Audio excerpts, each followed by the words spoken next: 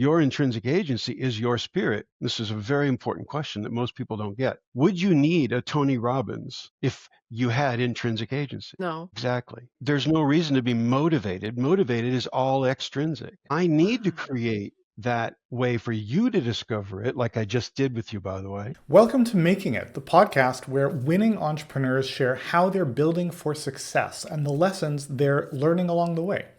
I'm Danny Iny, the founder and CEO of Miracy. We help coaches, consultants, and creators monetize their gifts. So if you think your expertise should be driving more income than it is, we help you bridge that gap. We do this because we believe ethical and impactful businesses can change the world for the better. This show helps you do exactly that. And if you want to learn even more, you can check out our business education programs and online community at miracy.com. Thanks, Danny. And hello, everyone. Rishi here, your host and producer. Today, I have a fascinating guest, Coach Todd Kimble. He's an intentionality coach. He helps high performers and leaders find clarity, presence, and a calmer way to lead. So, Todd, welcome to the show. Thank you. Thank you for having me. Oh, I'm so happy to have you on today. So, we're going to have a conversation around who you are and your business. So my first question to you is, have you always been entrepreneurial, or did that path find you later in life? The only way to explain it was I've always been entrepreneurial is because I've had 6 careers. Ooh. I've written a book, and that's not one of the careers. And I think the way to look at it is that I've always looked at how I can improve or change something in a way that is better for everyone. So think of it this way: is when I went into coaching kids in soccer, I came to a realization that blew me away. 70% of kids quit at 12. And that's a fact that has Ooh. been proven. At 13, actually, but 70% of all kids quit all active sports at 13. That statistic has been pretty consistent for about 20 years. And of course, we all know, when do you need team sports and activities is at 13, right? I mean, that's the whole point. And so I literally went on a binge and said, look, this can't be right. I need to fix this. And that's what the book was kind of about. But essentially, I said, no, I want to flip that. And so my entrepreneurial aspect is I always want to make not evolutionary change, but massive change. And so, for instance, I wanted to do 70% of all kids that I coach are inspired to play till they're 17. I had 82% over 500 kids. Wow. That were still playing as a senior in high school. And so I flipped it.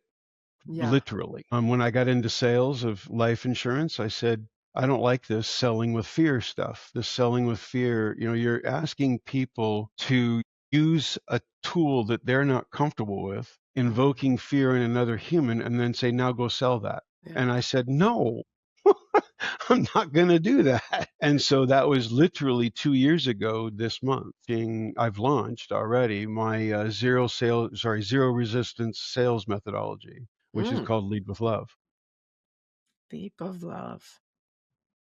Way beyond what people think. So my answer to your question is that, yeah, I guess I have. And even when I was 6 years, 7, 8, 10 years old, I was the extreme athlete, was the first one in the neighborhood that did everything. And so, I've never been asked it that way, but I think I've been entrepreneurial since birth. And my definition of entrepreneurial in the sense is that I'm going to go do what I am inspired to do, irrespective of what other people tell me. Yeah. Yeah. Fearless determination. And speaking of kids, just another question just popped up in my mind. So looking back at your own childhood, is there a specific moment or situation or experience that shaped the way that you lead or help other people today? Could you see that through line somehow? Is Yeah, there I a through do. line?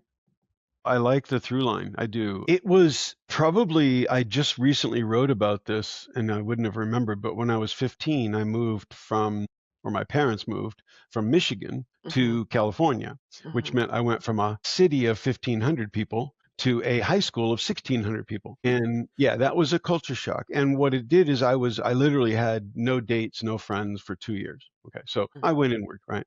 But here's the thing that I remember is while I was doing that at lunchtime, I would be sitting alone eating my lunch, and I became a student of human nature. And I watched these people, how it's not just the interactions, because they're teenagers, right? So they're over dramatized, which means I get to look at the repercussions Yeah. and what happens over time, and then how cliques move. And so anyway, so in my career that I was at, I was a negotiator. I was a high level negotiator for 7, 8, 9-figure deals. And I think that came from my ability to coach. And I'm going to say this in a unique way. I connect with people, as I think you've already figured out, on a more spiritual level, but a more energetic level.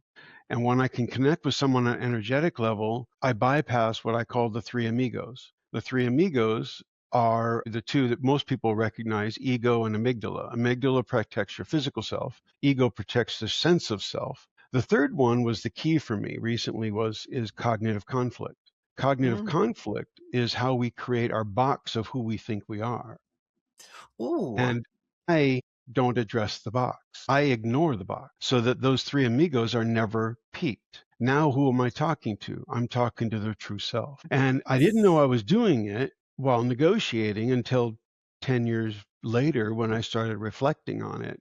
So anyway, so now I'm teaching sales agents how to sell without time and without, I call it toe, without time, expectations, or I forget the third one now, but it's about taking outcomes. Thank you. So if I can remove the outcomes and the expectations, we can be in the current now. So I just look at it this way. I learned a long time ago, as a child, actually, that I could time travel. Now, what do I mean by that? My mind was time traveling all the time. I'm thinking about the future. I'm thinking about the past. That's time traveling. But what I learned was time traveling was the cause of all of my injuries. When I was in spirit and in faith and in confidence, which is what the book's about, confidence, the uncharted mind. And when I'm in that mode, I'm in flow.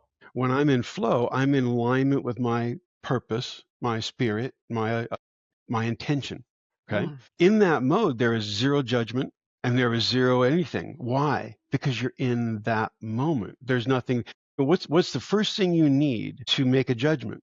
You have to make a comparison. How can you compare? You have to time travel. And so I learned at a very young age, and then had to refigure it out at an older age, that all of my experiences allow me to relate to anybody. I played 4 musical instruments. I was a professional athlete in 3 different sports. I've done 12 different sports at a high level. I had 6 careers. So yeah, entrepreneurial. But what does that do? That allows me to connect at that visceral, energetic level with just about anybody, because I can create a connection through your shared experience. So now I'm going to tell you something that'll hopefully blow your mind, but it's a I'm perfect already thing. blown. It's the perfect thing to say right now, but I love the Ben Franklin quote, but this will tell you so much about me. It didn't go far enough. Okay. It was great for 1700s. It was great for the 1800s. It's not good for the 21st century. I'll tell you why. It says that if you tell me, I'll forget. If you show me, I might remember. If you involve me, I'll learn. That does what you see on the board right here in reverse, whatever, but is that only goes to the narrator. I want to go to the orator. No, I don't want to go to the orator. I want to go to the philosopher. The philosopher says, okay, but what does that mean? And how do I then do it? So now let me give you the philosopher aspect, which is, if I create the environment where they learn it themselves, they'll never forget. And that's what I do. This was such a great introduction to you. I'm so excited to dig deeper into the way that you view yourself in your business and who you work with. So if we're time travel to right now, how would you describe your business you're running today as it is today? Because to me, it seems like you're in a flow and easily adapt to what comes to you? Absolutely. A lot of that comes from the lack of judgment, and it comes well, so what do I do? Let's break it down. The first thing I do, and actually it's a four-step process, which I literally came up with 2 days ago, or at least I coalesced it 2 days ago, which is that it starts off with, I need to take you from negative to neutral. I need to help you get from negative to neutral. So what is that? So let's go back to what happens is our brains, neuroplasticity wise, very, very highly, there's a very super highway of dendrites between, that's all about shame and guilt. Boom, boom, boom. And that is just like a super highway, right? That's the ego that's taken over. To get to hear our spirit and to understand our spirit, we need to shut that thing off, right? We need to shut. So the first thing I do is I teach people to shut that thing off. And the way you do that is through 3 positive thoughts. It's not Pollyanna. It's 3 positive thoughts. So the first thought takes you from negative to neutral. And what it is it takes you away from the catastrophizing. And because I can relate to you on an energetic level, I can give you a scenario where I see your negativity, and I can give you something that you can relate to, that you then say, yeah, you're right, that's possible. You're now neutral. Now I can give you the second positive thought, which is, okay, well, how do you want, because by the way, now I've done the most important part. I've hijacked your ego, or I've hijacked your ego's hijack. Yeah. Yeah. That is the most important thing, because now I can take I call it being the the contextual creator of your conceptual reality, which is that I create the context. But if I am reacting, I am no longer creating context. So I start with context, which says, okay, now I can ask you, you're neutral. Because remember, in negative, we can't see positive outcomes. No. Always there are obstacles and challenges. So I take you to neutral, and now I can give you a statement that brings you to, on Hawkins scale, I'm a big Hawkins fan, which is the willingness. Okay? Because now you're willing, because I have invoked what? Curiosity. That's the second positive. The third positive thought is where we install intrinsic agency. Your intrinsic agency is your spirit, because let me ask you this. This is a very important question that most people don't get. Would you need a Tony Robbins if you had intrinsic agency? No. Exactly. No, I wouldn't. In other words, there's no reason to be motivated. Motivated is all extrinsic. So I need to create that way for you to discover it, like I just did with you, by the way. Yeah. When you review this, you'll know I just took you through my process. Now you're discovering, I saw your brain there, so to speak. Yeah. You're True. discovering. I will acknowledge that for sure. And you're I call it an overlay. I've given you an overlay of understanding that is new to you, but because it doesn't hit your cognitive conflict, you're actually contemplating it. Yeah. Which is why I'm talking to your spirit, or your source. So anyway, once we get there, we can now do the intrinsic agency question, which is very simply, it says, okay, what do you do about it?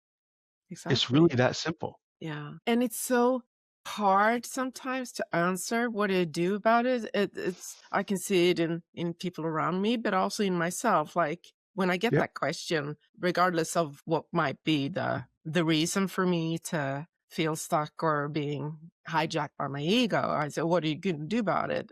And feeling that I actually have that agency, as you say, to do something about it, I can go blank, like, yeah, I don't know. Suddenly you go into shrinking yourself and exactly right there. Yeah. If I can stop you right there, this is really important. That right there, your body language, how did you feel in that moment? Your body shrunk back. You went down. How did you feel in that moment when you started to tell the story that you didn't want to hear? I think I get into another part of myself that I don't necessarily, and I judge myself. Yes, but you time traveled. Yeah, I did. You judge yourself. I agree, 100%. Yeah. And then, but to judge, you had to compare. To compare, you have to time travel.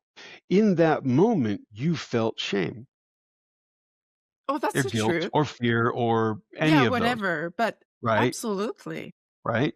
In that moment, okay, now this is the real crux of what I teach, by the way, which is that once I have a choice, my context, I've created my context. Are you going to choose a bad outcome, the devil, or are you going to choose a good outcome? I call it the bad wolf, good wolf, right? The old story, that story is, so are you going to choose a good wolf? Well, who's going to choose the bad wolf? The problem is that the ego hijacks it such that it chooses the bad wolf. Why? What is the amygdala and this in cognitive conflict? What do the three amigos want? Certainty. Certainty. So they Yeah. create certainty. Yeah. I just create certainty in a positive way, and literally have distilled it down to 3 positive steps. And I call it the sovereignty ladder. Okay. Wow. Wow. It's a lot of information. Yeah, it is, but very, very interesting perspective. Yes, this is fantastic, actually. You were speaking of bad, good wolf. Wolf. And there is this, I think it's Native American Native saying, I don't American, know if, which wolf is going to win, the one that you feed, right? So, And I'm giving you the choice. yeah. So now, by the way, let me blow your mind. Again, have I just defined free will? Yeah, you have. I have. Absolutely. And that's beyond religion, isn't it? Definitely. And what I hear you say that you do with your clients is actually creating that space and container, to use coaching language, but a process for your clients to be very aware of the decisions and what's happening with them, and make that decision very intentionally. And own that self-accountability or self-responsibility or self-awareness, whatever we can call Ownership. it. This is fascinating stuff. If So I can who are expand your on that? clients that you usually work with? Well, this is very new. I just came up with this. I have not actually worked with a whole Ooh, lot of clients. So let me tell you this. What I have done is tested this in the sales environment, and I yeah. was able to take, so at the companies I worked with in life insurance, you're roughly 20% of the people that you hire actually do business on any consistent basis. 1 in 5. We ended up, for 1 quarter, I trained 80 new agents, and I ended up with 75% sticking around and being productive beyond what anybody else did. In fact, 40% went on to become trainers. That's the impact. It's not 50%, it's 3x, it's 4x. And by the way, the reason is this. Think of it this way: is I've already proven that I can do 82.5% improvement in speed. How? Well, 50% is just removing the doubt. Another 50%, gets this right, is remove 75, which removes the uncertainty. The last one is fear. And then we get to 82.5%. What have we really done? We've just gotten rid of we put you in flow, and the amount you can achieve in flow has been documented all over the place. It's 500% more. I'm just proving that it's 50, which is 82.5%. So you can free up 82.5% of your brain power just by doing in the moment and forgetting about what happened in the past and what's going to happen in the future. Traveling. Yeah. Bingo. And that, so now I'm going to really hit it home with you is that you already feel it, don't you? Now, at this moment, absolutely. Yes. Yeah. But you've felt it since probably 15 minutes into this conversation. I felt it before Probably our quicker than that. conversation. I was preparing and reading up on you. Right. So But all yeah, in, definitely. yes. Yeah. So now let me ask you this: how am I doing that across however many thousands of miles we have between us over Zoom? Energetically. I actually did it with soccer too. I taught kids how to do a Maradona over Zoom. 5-year-old kids, 6-year-old kids. I don't know if you know soccer, but that's a complicated move. So the how do I do that? The same way I worked with you. Oh, you're asking me. Oh, I'm in a sense, I'm asking your thought on that because you're the one that felt it, right? Yeah, you speak to me on an energetic level, and you're Thank you. are a very good storyteller. I mean, most people may think in imagery. I can see with my inner eye what you're talking about, but also when I do that, I got this bodily reaction on an energetic level. How I perceived you so far. That is, so what you just described, I wanted you to describe that, not me. Why? Because the audience can hear you describe something that happened in 20 minutes. Yeah. Okay. That's the power of what we do. How do I do that? I'm connecting with you through the quantum level, at the quantum level. You know, and we love that. Quantum entanglement is immediate. Yeah, it is. Okay. So, and oh, by the way, that means that we now have a connection forever that you can tap into. So what have I really done? I've shown you a frequency. I've entrained your frequency. To what? And how did I do that? I'll tell you, it's because my energy is projecting in a way that is pure love. Lead with love. I'm creating an environment for you to discover it yourself, This and is you'll never so forget it. cool and so fascinating. So how will you move forward? How can you get that reach out in the world? Because the way that you talk about this would have a great impact on so many people. If you Okay, do so you now I have can tell you my ideas? Where dream. are you at with Yeah. your I business? am open to anything, but I'll tell you my marketing plan, overarching marketing plan, is 5 million in 5 years. I Mm, want to meet with people like yourself, and I know it only takes 15 to 20 minutes, and help them flip from mm, negative. Now, by the way, we didn't do the third positive. I didn't finish that in the sense that the third positive brings the person to Hawkins scale of acceptance, which okay. means I brought them from below 200, which is Mm, the negative, to above 350 on the mm, Hawkins scale. And that's a logarithmic scale. Their mm, energy now is positive. How do I do that? Primarily through, if you look back, especially when you listen to this again as you edit it or whatever you're going to do, look at the words that listen to the words that I use. They're all positive, what I call positive affirming, okay? mhm. But they're all future present. Yeah. Everything I do is future present. Yeah. In other words, they know that I know that they can do it. That's how I taught my kids. Mm, So now I'll go back to those 3 same steps. What am I doing on the first one is I'm letting you lean on my belief in you. exactly. I borrow My your belief, frequency a bit. bingo. Mm, And then I then transfer that frequency to you through entrainment by saying the second one, which creates your own curiosity. yeah. Okay. Once you have your own curiosity, you don't know where to direct it typically because you're still kind of wondering, right? Yeah. Okay. So then I can ask, and here's the funny part. I can ask, and we're doing this non-situationally, so it didn't come to you. But typically when I talk to my clients, when I say, now, what are you going to do about it? They already know. It just comes to them Yeah. because they're open to it. And contextually, we've created the positive context. Mm-hmm. They are now in touch with source. They're now in Mm, touch with alignment. They're not listening to the ego, which means you now know. Now, here's the best part. You have just experienced a knowing, as yeah. Dr. Wayne Dyer talks about it, right? I have now taken his and now taught people how to have a knowing, how to And what create. that means and how that feels And and well, not what it yeah, means, really, really important. You have to feel it to know it. know it. Yeah. You have to So I feel it to can't know it. tell you No, anything. no. So, by the way, let's be blunt. We can't use our 5 senses that are human. Mm, None of the 5 senses, if we closed our eyes, I could do the same thing. Trust me, without the yeah. Zoom, Yeah. it Yeah. would be the same thing. It's a little bit more hard. It's a little harder for me because I can't see the reaction as well. Mm, Now, what am I reading in the reaction? I'm not reading you know how people like to say, well, if you look up and to the left, it means this. Well, guess what? If you're left-brained, it's not true. But anyway, mhm. all these things that people want to do to try to read a face, Yeah. those are constructs of duality that are taking you away from just feel what you feel. How Mm. often have I been wrong when I've pegged where you were at mentally? None. I'm almost never wrong. Now, Mm-hmm. am I wrong? Of Yeah. course I am. Yeah. Yeah. Because I'm feeling it though at an energetic level. Yeah, absolutely. I'm not new to what the concept that you're talking about. I'm fascinating by it, but I'm feel privileged and honored to experience it right Thank you. here. We haven't met before, so So this is 5 million in 5 years. yeah. The goal is to have a direct flip with 5 million people. If I can get a direct flip, if I can spend a half an hour with 5 million people in this scenario, and I'm working on doing this in groups. I've actually been able to do it in groups. It's just much more challenging Mm-hmm. because you don't get them to really feel it unless you work with each individual person. But anyway, Mm-hmm. if over the next 5 years, starting January to the end of 2030, if I can impact 5 million people, they will then become sovereign resonators to go out and they'll feel it and they'll now be able to teach others, not through teaching, but But through through secondary learning.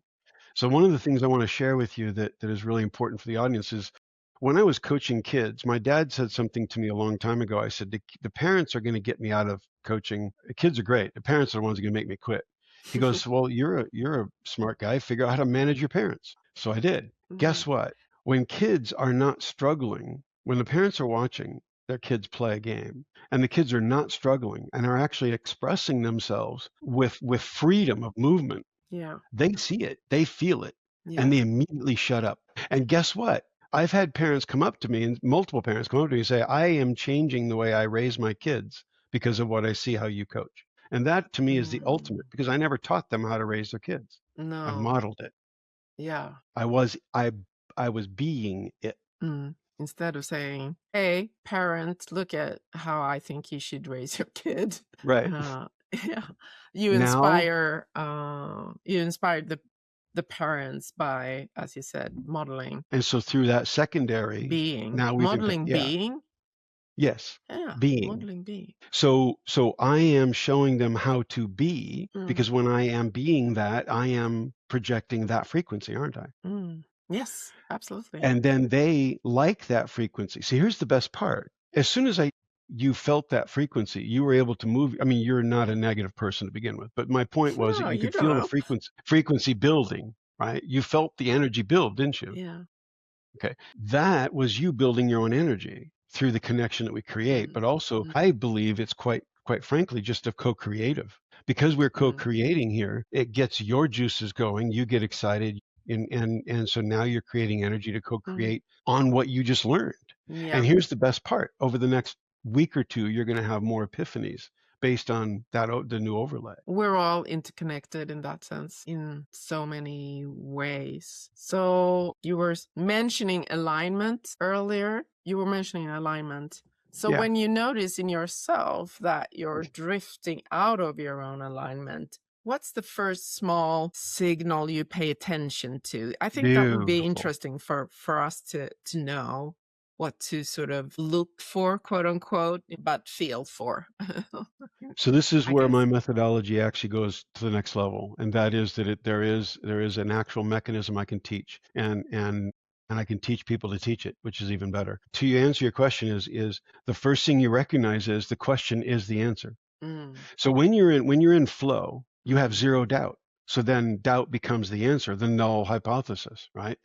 If I use that, I look at it and say, oh, wait a minute, I just had a question. Now there's difference. If I'm asking the question that says, okay, is this the right thing? Because I'm exploring curiosity, that's cool. It's when I say, am I doing the right thing? Am I going in the right direction? I'm not really sure. That is the ego going, hey, I'm over here, don't forget me. Because remember, when you go into flow, the ego ceases to exist. And oh, by the way, the ego is not a real thing. The three amigos are not a real thing. They're a construct of ourselves. That's a whole nother rat hole. But when you look at it from that box, I just ignore the box. And now what I can do is I get you to ignore the box, so to speak, my client. Because I'm talking, and now they see nothing but possibility. So here's the answer to the question is, if I am asking the question, I am out of alignment, aren't I?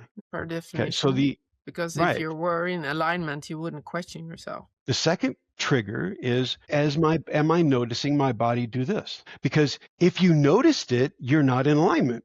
Your body could do this, but you wouldn't notice it because it wouldn't be a problem. So that's your second trigger. You're tensing up. The third one is breathing. Whenever we hold our breath, I don't need to go into that. You got that right away. Very few people, other non-athletes, ever use their fifth lobe of their lung, because they don't belly breathe, right? They chest breathe. Anyway, that's So what you'll find is that you're hyperventilating. You're not taking a deep breath, which means you're not purging your carbon dioxide, which, by the way, immediately increases fear.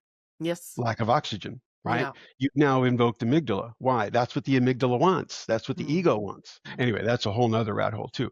But the point I'm making is that if you can remove those three, now I can inspire you to do anything. So those are your three cues. And once you have those three cues, you have now invoked your free will. And you get to choose to feed the good wolf. And what is the good wolf? It's whatever you decide. Exactly. It's whatever I decide. And yet it can be so hard to have that in your awareness. The ego can be sneaky intelligence in keeping the hold of yourself. I know I've hijacked this a little bit, but that's okay. I'd love to chat with you again, but I wanted to tell you something right there. When we are born, this is the where this comes from is when we are born in our first 5 years, we have no FUD. Fear, uncertainty, and doubt. We have zero. What's the first word we learn? No. So now, when we get through, I'm going to give you an example, is well-meaning adults are the ones who create the ego and the three amigos, all three of them. And they do it by saying, and this is the one that really bothers me. This is the one as a parent that really bothers me is when I'm late for work or I've got a big meeting or whatever, my son comes up to me and says, "Dad, I'm sick." What is the first thing we tend to say? "Oh, no, you're not. You're fine. You'll be okay. Go to school anyway. I can't, and, Yeah, well, right? I never done that with my daughters, but yeah, for Hopefully sure. not. Yeah. Good. But any of those we have now done, I hope, and maybe you're good at this, would be awesome. Many people then take it to the next level and say it in other areas. "Well, you're not hungry, or you're not sad, you're not bored, Yeah. you're not." Mm. We have now told those kids to not trust their Yeah, source. experience of the source. Okay, exactly. The experience to trust is to fit in, Mhm. okay, and you know real quickly how to fit in. So Mhm. one of the greatest assets I ever had is I never tried to fit in. Mhm.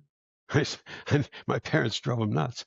Mhm. So you look at it this way: is we have created this monster through our way of raising our kids, societally, by the way, because even as you as a parent can't solve that. It's a No, societal no. thing. Yeah, sure. Okay. Absolutely. So anyway, what I do is I just regain their sovereignty. I help them regain sovereignty by going back and saying, "Hey, all those fears, they're not your fears." Your parents, when your parents say, your aunts and uncles tell you, "Be careful driving," or "Don't trip on the Yeah. sidewalk," Yeah, all this. or all those weird things is their fear instilled into us. And it can be generational and inherited fears, right? Exactly. They But you usually see where I'm are, going. actually. Yeah. That's by definition what I just explained, right? Yeah. But you see where I'm going with it is as soon as we instill all that, we've taught them not to trust their spirit, which means that we've given the ego control for the next, the old saying, you spend your first 18 years develop, or 30 years developing the ego, and the next 60 years trying to get rid of it. Yeah. So let me ask you this then. So if I'm not defining successful here, but let's say we have successful entrepreneurs as a group, would you say that they have developed a better, more conscious or aware way of being future present Yes. Yeah. and not allow themselves to time travel in the way that sort of blocks or challenge or Yeah. keep the source at bay and let the ego drive the vehicle, so to say? There's a little bit of that, because to be truly hugely successful, you have to have a bit of an ego, right? I mean, there's a bit of that going in. If you notice, like a Bill Gates was driven pretty heavily, and then he became a very much more spiritual person in his later life and started giving away things like that. What I'm more focused on from an entrepreneurial perspective is that they are driven with a belief in their ability to deliver. In other words, they have an absolute belief in their ability to deliver on what is in their head. That's the Steve Jobs, right? Yeah. He was ruthless in his delivery of what he knew to be true. Okay. I think that most entrepreneurs are just really good at listening to that voice and not letting other people in. Yeah. Yeah. I can see that. Are you ruthless in your delivery? Never. No. Never. That's a good question, because to me, everything I do is non-duality. Okay. So I don't believe that if I win, you lose. To me, there's no No. competition. Okay. Competition is with myself. They're there to push me till I can find my own self. So it's about expansion and co-creation. Yeah. How long have you had your current business then? I wouldn't call it a business. No. My wife's been supporting me, and I've been figuring out what I'm going to do with this. No, I have my own brokerage. I've been doing life insurance for about 2 years now, but mostly we're just launching an AI-based life insurance set of suite of products but I'm doing all the training and management for all the agents that we hire, and so they'll get the Lead with Love methodology from day one. Yeah. And how long have you had that? For 2 years, you say? 2 years, yeah. Oh no, sorry, we're just launching it. I've been in the life insurance industry for 2 years. I've had my own brokerage for 6 months. This launch, we're probably days away. As soon as the software guy finishes the AI, we're ready to launch. I'm ready to launch my part, which is the training and development of what that zero resistance sales methodology is. So that, I understand you correctly, that is the part that you would like to take off so you can get 5 million people in 5 years, or that's where it's going to start. Yeah. And then I'll go to Instagram, and I'll go to, we'll do all the stuff we can and all that. But yeah, it's going to start that way. And have some fun with it. What would you see as the biggest challenge for you to get there to 5 million in 5 years? Exposure, getting Yeah, the somebody to see usual it. Yeah, so exposure. Yeah. same old, right? I Yeah. think that the best thing though that I have is word of mouth, right? Okay. Anybody Yeah. who's experienced it with me or hears this podcast, Mm. that's where I think I can get the most traction, because they get to see it, experience it, and feel it through this podcast. Podcasting, yeah, for sure. Public speaking. Have you done I would anything of that? love to have some. I've done public speaking. I would love to speak on this subject. I could see this Absolutely. as a TEDx talk, definitely. That's where I'm heading. I've got a guy that I'm working. In fact, he's got one of his clients in the TEDx in Houston this weekend, and I'm Okay. hoping to do something in a few months. So yeah, there's a lot percolating. So what part of being an entrepreneur is the hardest part for you as you Asking for money. asking for money? Yeah, and there's a Why is that? deeper. Yeah, there's a deeper reason than most people. I think that for me, asking for money is that I have a more deeper perspective. Is I'm a coach. I just like people to help. I Yeah. would offer this for free, but I got to make a living. And so the 5 million in 5 years is more of a charitable event, right? Charitable type thing. But I do expect it to bring in clients who want to talk to me about more deeper stuff. But the other reason is that I'm not looking to make a whole lot of money. So Mhm. I'll be blunt and tell you this: the value that I provide is beyond what anybody can afford. So Mhm. I look at it and go, how do I ask for money? I can't ask for value. Not gonna. I mean, what am I gonna say? Okay, that's $200 for an hour or whatever. Now I'm back on the charging scheme, Yeah. and I would rather just have lots of conversations. Yeah. Yeah. Of course, But the at the wife same has a different. time, a business should survive. To be a business is not just a hobby, so to say.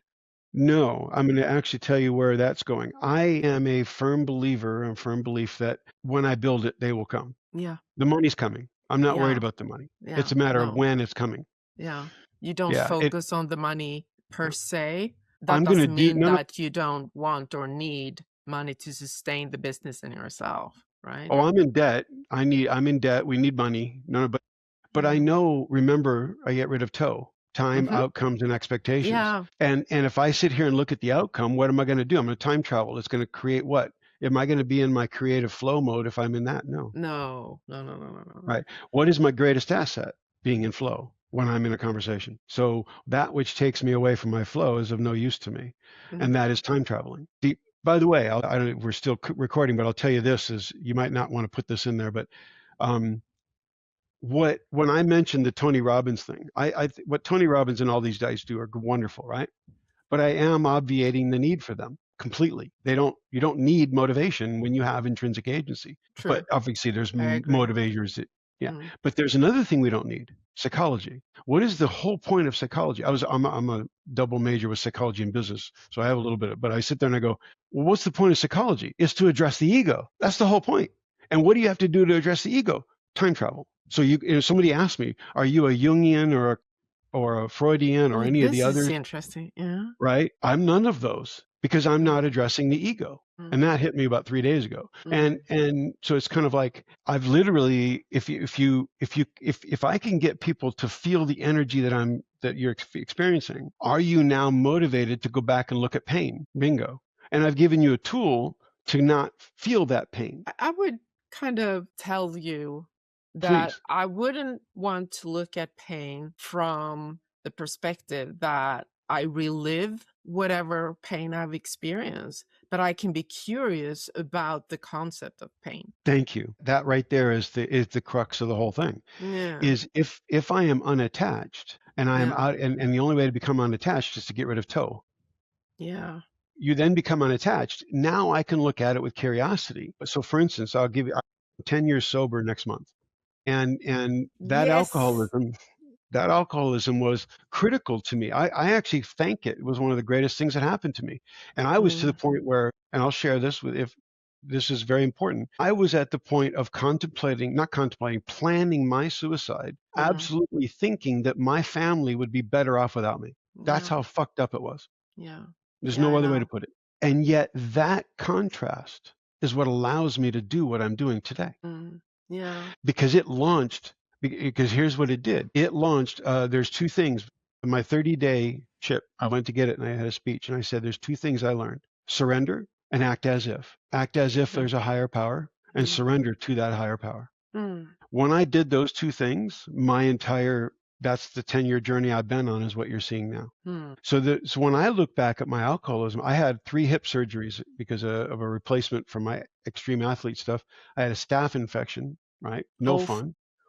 Systemic, all kinds of things, for a 3-year odyssey. And I look back at that and I go, it was important that I went through it, because guess what? I created it all. And you get to decide how you would carry that experience, right? Yes. As a victim cloak, or something that actually taught you something that is valuable for you right now at this very moment. Yes. And it helps others. Yeah. Because I can describe the experience in a way that you feel it. So just a fun little play here. We were just talking about money. Because money usually is a hot topic, or it can be, people have difficult relationship to it. Oh yeah.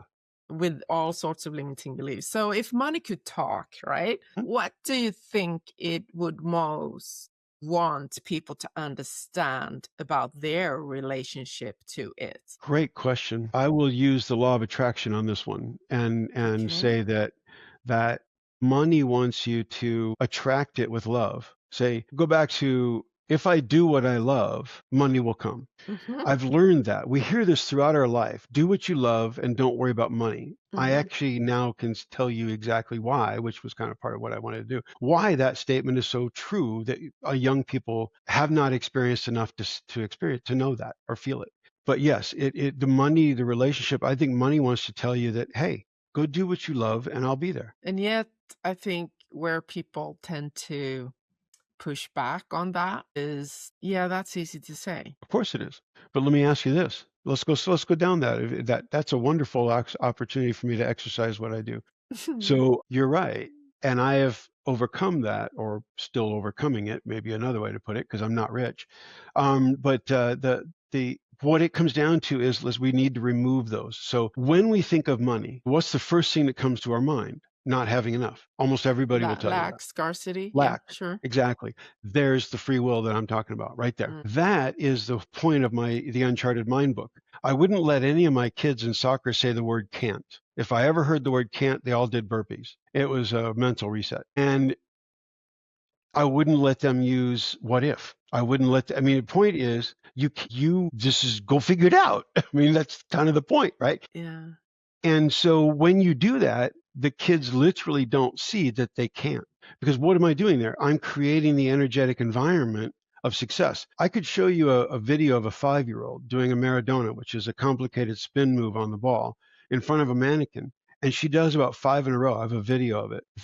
And she's getting no instruction from me, because I taught her the move and I let her do it. The focus and concentration, but most importantly, the absolute lack of self-consciousness. Her mom's watching behind me. A bunch of other parents are watching. The other girls are watching. And she knows she's being filmed, because I said, I love what you're doing. I want to film you. And yet the purity of flow is obvious to anybody who watches it. Yeah, it is, actually. It's very, very visible. And as you just mentioned, the self-awareness is the ego, I should say. She has removed all that egoic is tendencies. in the flow fully. Exactly. Which means she's in alignment with her source, whatever she believes, her spirit, source. I call it intention, by the way. What is your intention? And my intention is love. This is a very fascinating conversation. But I was just thinking that, going back a bit to the entrepreneurial side of things, what has been the most valuable investment for you so far doing coaching? And coaching in your business and your entrepreneurial life? I'll tell you, I answered a very similar question, but what was the best investment you made in yourself? And I'm going to say my whiteboard. Yeah.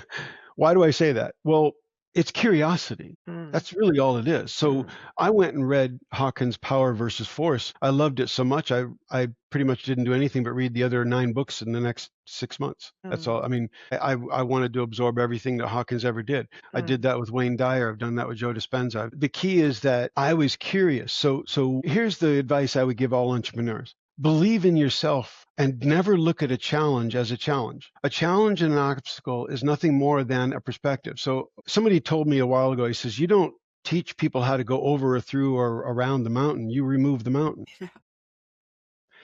So an obstacle and a challenge is just a perspective change to an opportunity and a possibility. That is what entrepreneurs are best at. And where they foul up is when they lose faith in themselves. And that because they start listening to all these other people that says, you can't do that, you can't do this. I'll give you a great quote from one of my coaches that saw the transformation from 30 to 70%. And he said, Coach Todd, I thought you always had just really good at selecting great players, but now I realize is that you're really good at developing great players. But it took him 6 years of witnessing it or actually it was 10, witnessing it to see that. So you have to have faith, not have to. I hate have to. Have to is such a negative word. I'm trying to get it out of my vocabulary. It's a resistance word. If you want to achieve greatness, you need to blaze a new path. And you have to have that fear or lack of fear or faith in yourself is what I would call it, to break through those obstacles and knowing that you'll figure it out. Yeah, faith should be your friend and really good friends you trust, right? Exactly. Thank you. Yeah, that was a beautiful end note to our conversation.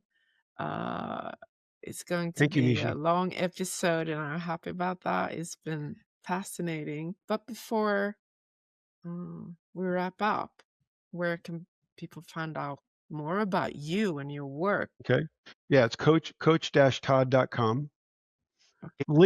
LinkedIn, it's Coach Todd Kimble. Facebook's Coach Todd Kimble. Most of them, all of them are Coach Todd.